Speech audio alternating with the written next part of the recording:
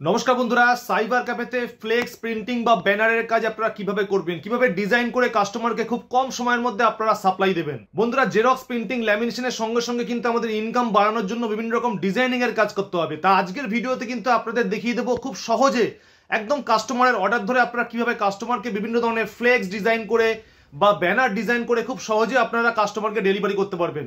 বন্ধুরা দেখতে পাচ্ছেন এই মুহূর্তে যে ফ্লেক্সটি আপনাদের সামনে দেখাচ্ছি, এটি কিন্তু কাস্টমারকে খুব কম সময়ের মধ্যে আমি ফটোশপে ডিজাইন করে একদিনের মধ্যে ডেলিভারি করেছি। তা আপনারাও জেরক্স প্রিন্টিং এর সঙ্গে সঙ্গে এই সকল কাজগুলো শিখে কিন্তু খুব কাস্টমারের থেকে ভালো পয়সা ইনকাম করতে পারবেন। কিভাবে আপনারা ডিজাইনিং এর কাজগুলো করবেন, কারণ আমাদের কিন্তু ফ্লেক্স প্রিন্টিং মেশিন কারোরই নেই, কিন্তু তবুও কাস্টমারের কাজ ধরে খুব কম সময়ের মধ্যে 1 থেকে 2 দিনের মধ্যে আপনারা কাস্টমারকে টোটাল কাজটি করে কিন্তু ডেলিভারি করতে পারবেন। তা আজকের ভিডিওতে চলুন খুব সহজে আপনাদের একদম ইজিয়েস্ট প্রসেসে ফটোশপে আপনারা ডিজাইন কিভাবে করবেন, কিভাবে প্রিন্টিং করবেন, সব জিনিসগুলো কিন্তু বুঝিয়ে দেবো। তাই ভিডিওটি ভেরি ইম্পর্টেন্ট, গুরুত্বপূর্ণ, সাইবার ক্যাফে রিলেটেড প্রত্যেক ভাইদের খুব গুরুত্বপূর্ণ হবে ভিডিওটি। তা চলুন বন্ধুরা ভিডিওটি দেখে নেওয়া যাক। দেখুন বন্ধুরা, আমার সামনে এই মুহূর্তে কিন্তু দুটো ফ্লেক্স ডিজাইন করা রয়েছে। তা আমি আপনাদের দেখাবো কিভাবে ফ্লেক্সগুলো আমি ডিজাইন করলাম খুব কম সময়ের মধ্যে, অল্প সময়ের মধ্যে আপনাদের পুরো কাজটি কিন্তু করে দেখাবো। দেখুন এখানে একটি রয়েছে ভাই ভাই ফাস্ট ফুড সেন্টার। তাই এই ভাই ভাই fast food centre Salt Lake sector 5-এরই গিয়ে একটি বিখ্যাত দোকান। তা সেখানের ফ্লেক্সটি আমি তৈরি করে দিচ্ছি মাত্র একদিনের মধ্যে। তা এখানে দেখুন ভাই ভাই ফাস্ট ফুড সেন্টার, প্রথমে একটি ব্যাকগ্রাউন্ড নিয়েছি। প্রথমে আপনাদের করতে হবে কি, ফটোশপ খুলে নিতে হবে। ফটোশপ খোলার পর এখানে দেখুন কি ইমেজ সাইজ দিয়েছি, ইমেজ সাইজটা দেখলে বুঝতে পারবেন 84x24। তা 84x24 মানে হচ্ছে 7×84 7 ফুট বাই 2 ফুট। আর এখানে রেজলিউশন দিয়েছি 200। আর এখানে দেখুন যে ব্যাকগ্রাউন্ডটা আমি ইউজ করেছি, এই ব্যাকগ্রাউন্ডটা কিন্তু প্লেন একটি ব্যাকগ্রাউন্ড, গ্রেডিয়েন্ট ব্যাকগ্রাউন্ড। কিভাবে আপনারা গ্রেডিয়েন্ট ব্যাকগ্রাউন্ড করবেন, দেখুন এই যে এখানে একটি অপশন রয়েছে না গ্রেডিয়েন্ট টুল, এই গ্রেডিয়েন্ট টুল প্রত্যেকটা ফটোশপেই রয়েছে। এই গ্রেডিয়েন্ট টুলের মধ্যে আপনারা ক্লিক করবেন। তো এখানে ক্লিক করলে দেখুন এখানের মধ্যে অনেক গ্রেডিয়েন্ট টুল চলে এসেছে। তাই এখানে এভাবে কিন্তু আপনাদের একটা সিলেকশন করে নিতে হবে কোন ব্যাকগ্রাউন্ডটা আপনারা ইউজ করবেন। ধরুন আপনারা এই ব্যাকগ্রাউন্ডটা ইউজ করবেন, তাই এই ব্যাকগ্রাউন্ডটা যদি ইউজ করেন তাহলে এইটা টেনে দিলে কিন্তু এগুলো চলে যাবে। ধরুন আমি এই ব্যাকগ্রাউন্ডটা নেব, তো এই ব্যাকগ্রাউন্ডটা আমরা ওকে করলাম। ওকে করার পর জাস্ট আপনারা ব্যাকগ্রাউন্ডের মধ্যে এইভাবে টেনে দেবেন। যখনই ব্যাকগ্রাউন্ডের মধ্যে এইভাবে টেনে দেবেন, যখনই ব্যাকগ্রাউন্ডের মধ্যে টেনে দেবেন তখনই কিন্তু আপনাদের গ্রেডিয়েন্টটা পুরো চলে আসবে। দেখুন ব্যাকগ্রাউন্ডটা চেঞ্জ হয়ে গেল। এই প্রসেসে কিন্তু আপনারা ব্যাকগ্রাউন্ড যে কোনো চেঞ্জ করতে পারবেন। এবার দেখুন এখানে যে জিনিসগুলো ইউজ হয়েছে, একটি লোগো ইউজ হয়েছে। এই লোগোটি কিন্তু আমরা নেট থেকে কপি করে বসিয়ে দিয়েছি, অর্থাৎ নেটে গিয়ে সার্চ করে কিন্তু এরকম লোগো আপনারা পেয়ে যাবেন। তার যে কোনো লোগো বলুন, যে কোনো ফটো বলুন, সব জিনিসগুলো কিন্তু আপনারা নেট থেকে পেয়ে যাবেন। তো দেখুন বন্ধুরা, আমরা ছবিটাকে ডাউনলোড করে নিয়েছি। তা ডাউনলোড করার পর কিভাবে আমি এই জিনিসটা করলাম দেখুন, জাস্ট এখানে একটি অপশন রয়েছে। দেখুন এই প্রথম অপশনটার মধ্যে এখানে একটা কি টুল বলে একটি অপশন রয়েছে, এলিপ্টিক্যাল মার্কি টুল। এই এলিপ্টিক্যাল মার্কি টুলটা আপনারা সিলেকশন করবেন। তা এই এলিপ্টিক্যাল মার্কি টুলটা সিলেকশন করার পর আপনারা কিন্তু এটাকে রাউন্ড শেপ বা ওভাল শেপ নিতে পারবেন। দেখুন ওভাল শেপ হয়ে গেছে, জাস্ট এটাকে আমি কপি করলাম। কপি করার পর আমরা জাস্ট এখানে এসে পেস্ট করে দিয়েছি। এখানে এসে পেস্ট করে দিলেই কিন্তু আমাদের এই শেপের কিন্তু যে কোনো রকম অবজেক্ট চলে আসবে, অর্থাৎ এই শেপের মধ্যে যেরকম রয়েছে সেই শেপের কিন্তু আপনাদের চলে আসবে। এখানে জাস্ট আমি নামটা দিয়েছি, এই নামটা আপনারা যে কোনো টেক্সটে দিতে পারেন, যে ফন্ট আপনাদের পছন্দ সেই ফন্টে কিন্তু আপনারা দিতে পারেন। এখানে কন্ট্যাক্ট নাম্বার রয়েছে, এখানে লেখা রয়েছে, এখানে ফুড লিস্ট রয়েছে। আর দেখুন বন্ধুরা, 7 ফুটের এই ফ্লেক্সটার মধ্যে কিরকম ডিজাইনটি আমি করেছি দেখুন। এখানে প্রত্যেকটা জায়গায় ছবি দেওয়া রয়েছে এবং খাবারের নামগুলো কিন্তু দেওয়া রয়েছে। যতগুলো মেনু রয়েছে সেই মেনুগুলো দেওয়া রয়েছে, পাশে ছবি দেওয়া রয়েছে। আপনাদের যেরকম পছন্দ আপনারা সেরকম ডিজাইনই কিন্তু করতে পারেন। তবে যে জিনিসটা ভালো ফুটবে সেরকম ডিজাইন করলেই কিন্তু কাস্টমারের অ্যাট্রাকটিভ লাগবে এবং ফ্লেক্সটা দূর থেকে ভিজিবল হবে। তা দেখুন আমি এই ছবিগুলো কিন্তু নিয়ে নিয়েছি। এই যে ছবিগুলো রয়েছে প্রত্যেকটা খাবারের ছবি আপনারা নেট থেকে ডাউনলোড করে কিন্তু এখানে পাশে বসিয়ে দেবেন। এবং এখানে যে স্ট্রিপটি আমি ইউজ করেছি, এই স্ট্রিপটা কিন্তু একটি টেক্সট স্ট্রিপ। এই যে দেখুন প্রত্যেকটা লেখার নিচে, হেডিং এর নিচে একটা করে স্ট্রিপ দেওয়া রয়েছে। এই স্ট্রিপগুলো কিন্তু আমি বানাইনি, এগুলো কিন্তু নেট থেকে আপনারা সার্চিং করে পেয়ে যাবেন। তো কিভাবে সার্চিং করবেন, যে কোনো রকম টেক্সটের নিচে স্ট্রিপ দিতে গেলে আপনারা টাইপ করবেন text strip, STRIP, text strip. তো টেক্সট স্ট্রিপ যখনই টাইপ করবেন দেখবেন আপনাদের সামনে কিন্তু টেক্সট স্ট্রিপ চলে আসবে, অর্থাৎ টেক্সট নিচে টাইপ করবার জন্য, অর্থাৎ টেক্সটে ইউজ করবার জন্য। দেখুন এখানে কত রকমের স্ট্রিপ চলে এসেছে। আপনাদের যে স্ট্রিপটা পছন্দ আপনারা সেই স্ট্রিপটা কিন্তু এখান থেকে কাজে লাগাতে পারবেন। তো এরকম ভাবে কিন্তু আমি টেক্সটের নিচে জিনিস ইউজ করবার জন্য আমি এখান থেকে স্ট্রিপ নিয়ে নিয়েছি। তো এই জিনিসগুলো আপনারা করবেন যাতে জিনিসটা দেখতে ভিজিবল হয় এবং দেখতে দূর থেকে চোখে পড়ে এবং ভালো লাগে। তো এখানে কালার কম্বিনেশনগুলো যেগুলো ইউজ করেছি সেগুলো আপনারা সহজেই পারবেন এই কম্বিনেশনগুলো। এবং এখানে যে লোগোগুলো আমি ইউজ করেছি দেখুন, এখানে ছোট ছোট লোগো, খাবারের লোগো, লেখা ফুড, এই যে জিনিসগুলো ইউজ করেছি। এখানে কিছু কিচেনের লোগো, একটু খাবারের লোগো বলে গিয়ে আপনারা টাইপ করবেন, তখন কিন্তু আপনারা সহজেই পেয়ে যাবেন। তা এরকম জিনিস আপনারা সহজেই নিজেরাই তৈরি করে নিতে পারবেন। তা এরকম ভাবে কিন্তু ফ্লেক্সটাকে আমি তৈরি করেছি। এটা 7 ফুট বাই 2 ফুটের এবং কাস্টমারের খুব পছন্দ হয়েছে, অ্যাট্রাকটিভ লেগেছে এবং দূর থেকে খুব ভিজিবল হয়েছে।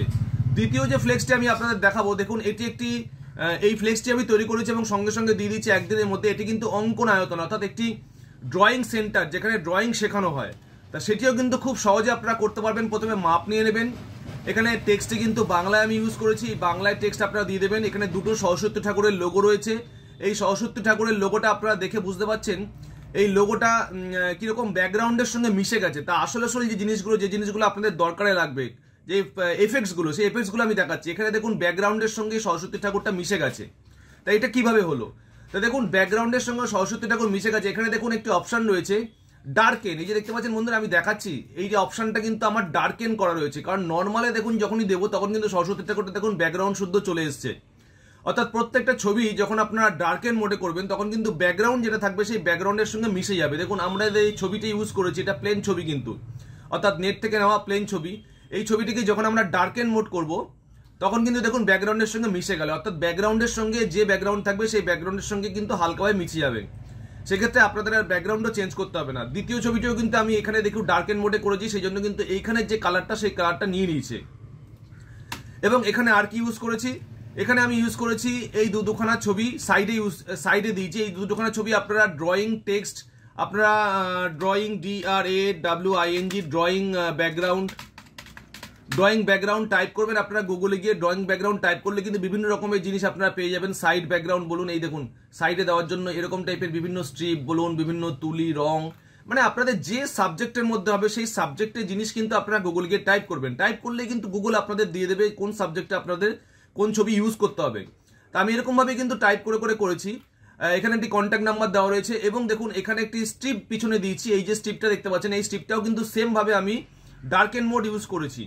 ডার্কেন মোড কেন ইউজ করেছি না, ডার্কেন মোড এখানে ইউজ হয়েছে hard light mode. Hard light mode মানে হচ্ছে আপনাদের যে ব্যাকগ্রাউন্ড থাকবে সেই ব্যাকগ্রাউন্ডের সঙ্গে মিশে যাবে। দেখুন আমি এটাকে যদি নর্মাল করি তাই দেখুন এটা গ্রিন কালার, নর্মালে এটা একটা গ্রিন কালার, অর্থাৎ এই গ্রিন কালারটা আমি এখানে ইউজ করেছি। কিন্তু আমার গ্রিন কালারটা ভালো লাগছে না, চোখের মধ্যে লাগছে বলে আমি এটাকে করে দিলাম হার্ড লাইট মোড। দেখুন হার্ড লাইট মোডের মধ্যে আমার ইয়েলোর সঙ্গে কিন্তু ম্যাচিং হয়ে গেছে।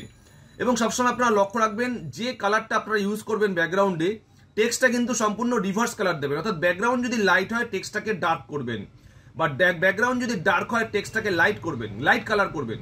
তো এখানে সবসময় দেখবেন ফুটবে, সবসময় বেশি ফুটবে ব্লুর মধ্যে আপনারা হোয়াইট দিয়ে ফোটাতে পারেন, অথবা ইয়েলোর মধ্যে আপনারা ব্লু দিয়ে ফোটাতে পারেন। ডার্কেন মোড যে ডার্ক কালারগুলো রয়েছে, ইয়েলো বলুন, যে ডার্ক কালারগুলো রয়েছে একদম ডার্ক ব্লু বলুন বা ডার্ক রেড বলুন, ডার্ক মেরুন বলুন, সেই টেক্সটগুলো সবসময় ইউজ করবেন এবং ব্লু ব্যাকগ্রাউন্ডের মধ্যে, তাহলে দেখবেন প্রত্যেকটা টেক্সট আপনার ফুটবে এবং দূর থেকে ভিজিবল হবে। তা আমি এরকমই করেছি, প্লেন অ্যান্ড সিম্পল। এখানে দেখুন আমি জাস্ট দুদিকে দুটো ছবি দিয়ে দিয়েছি, এখানে টেক্সটগুলো দেওয়া রয়েছে। যে টেক্সটগুলো আপনারা করবেন, তা আপনারা টেক্সট লেখার জন্য অবশ্যই যে কোনো সফটওয়্যার ইউজ করতে পারেন, অভ্র ইউজ করতে পারেন, আইলিপ ইউজ করতে পারেন। এই যে ব্যাকগ্রাউন্ডে ডার্ক কালার যেহেতু ইউজ করেছি, ব্যাকগ্রাউন্ডে ডার্ক কালার ইউজ বলে আমি উপরে কিন্তু লাইট কালার হোয়াইট ইউজ করেছি, সেক্ষেত্রে কিন্তু দূর থেকে ভিজিবল হচ্ছে এবং চোখে পড়ছে। আর এখানে ফেসবুকের লিঙ্ক এবং ইনস্টাগ্রামের লিঙ্ক দিয়ে দিয়েছি। এই জিনিসগুলো আপনারা করবেন, প্রত্যেকটা ফ্লেক্স বলুন, ব্যানার বলুন, সবসময় ফেসবুক এবং ইনস্টাগ্রামের লিঙ্ক দিয়ে দেবেন যদি কোনো চ্যানেল থেকে থাকে। এই প্লেন ব্যাকগ্রাউন্ডটা গ্রেডিয়েন্ট মোডে আমি ইউজ করেছি। এই গ্রেডিয়েন্ট মোড আগের যে ব্যাকগ্রাউন্ডটা আপনাদের দেখালাম এরকমই কিন্তু গ্রেডিয়েন্ট মোড আপনারা ইউজ করতে পারেন। তা গ্রেডিয়েন্ট মোড যদি আপনাদের ভালো না লাগে আপনারা এখান থেকে কিন্তু প্লেন যে কোনো ব্যাকগ্রাউন্ড, ফোরগ্রাউন্ডে যে কোনো ব্যাকগ্রাউন্ড কিন্তু নিতে পারেন এবং এখান থেকে কিন্তু যে কোনো ব্যাকগ্রাউন্ড আপনারা চেঞ্জ করে দিতে পারেন। আপনাদের যে ব্যাকগ্রাউন্ড পছন্দ, যদি আপনারা রেড দেন তাহলে আপনারা রেড ব্যাকগ্রাউন্ড এখানে দিতে পারেন। যদি আপনারা মেরুন ব্যাকগ্রাউন্ড ইউজ করতে চান তাহলে মেরুন ব্যাকগ্রাউন্ড দিতে পারেন। মেরুনের উপরে আপনাদের ব্লু বা হোয়াইট কালার খুব ভালো ফুটবে। যদি আপনারা ডার্ক ব্লু ইউজ করতে চান তাহলে আপনারা ডার্ক ব্লু দিতে পারেন। তাই এরকম টাইপেরই আপনাদের পছন্দ মতো আপনারা যে কোনো ডিজাইন করে কিন্তু কাস্টমারকে দিতে পারবেন মাত্র একদিনে। কারণ আমার ব্যানার ডিজাইনটা হয়ে গেছে, ডিজাইন করার পর কিন্তু আর কোনো কাজ নেই। কারণ ডিজাইন করার পর আমি জাস্ট এটাকে পেন ড্রাইভে তুললাম, পেন ড্রাইভে তুলে একদম পাশেই আমাদের প্রিন্টিং হয় যেখানে ফ্লেক্স ব্যানার ছাপানো হয়, সেখানে নিয়ে গেলাম, মাত্র 5 মিনিটের মধ্যে আমাকে প্রিন্ট আউট দিয়ে দিল। তা আমি যে কোনো অর্ডার নিয়ে, কাস্টমারের অর্ডার নিয়ে কিন্তু একদিনের মধ্যে দিতে পারি যদি আর্জেন্সি থাকে। তা আপনার কাস্টমারের থেকে ভালো পয়সাও নিতে পারবেন, কারণ ব্যানার ফ্লেক্স তো আর সামান্য প্রিন্ট আউটের মতো চার্জ না, এগুলো ভালো কাস্টমার চাইলে কিন্তু দিয়ে দেবে, কারণ একটা ব্যানার ফ্লেক্স অনেক বড় হয় এবং এর রেটটাও কিন্তু যথেষ্ট হাই রেট আছে। সুতরাং ডিজাইনিং এর চার্জ আপনারা নেবেন বা কাস্টমারকে ব্যানার ফ্লেক্স তৈরি করে দেবেন তার একটা চার্জ আছে। সুতরাং এই সকল কাজগুলো যদি আপনারা করতে পারেন তাহলে এই কাজগুলো থেকেও ভালোবাসা আসতে পারে।